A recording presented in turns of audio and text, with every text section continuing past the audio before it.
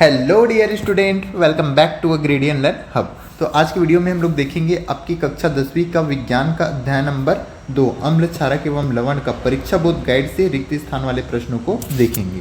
तो चलिए video start करते हैं। तो सबसे फर्स्ट हमारा रिक्त स्थान प्रश्न क्या है? अम्ल वर्षा का पीएच मान डैश से कम होता है। तो अम्ल वर्षा का पीएच मान कितना होता है? 7 से कम होता है। किसी अभिक्रिया के ताप एवं दाब बढ़ने पर अभिक्रिया की दर डैश हो जाती है, तो उस अभिक्रिया की दर भी क्या हो जाती है? बढ़ जाती है। उसके बाद नेक्स्ट प्रश्न है प्रश्न नंबर 3।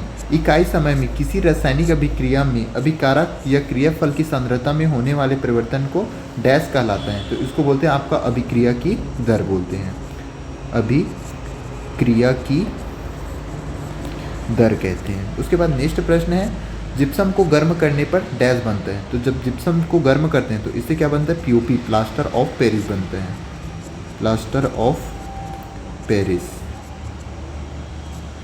उसके बाद नेक्स्ट प्रश्न है हमारा प्रश्न नंबर 5। उदासीन विलयन का पीएच मान डैश होता है। तो उदासीन विलयन का पीएच मान क्या होता है? हमारा 7 होता है।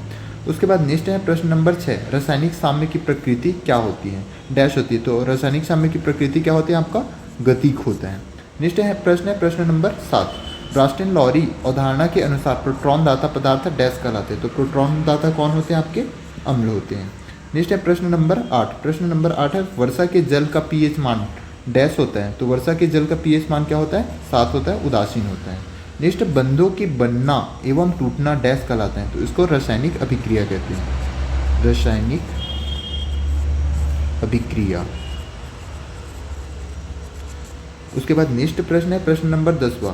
किसी उत्क्रमणीय अभिक्रिया की वह अवस्था जिसमें अग्र और पश्च भाग दोनों अभिक्रियाएं समान वेग में होती हैं उसे डैश कहलाते हैं।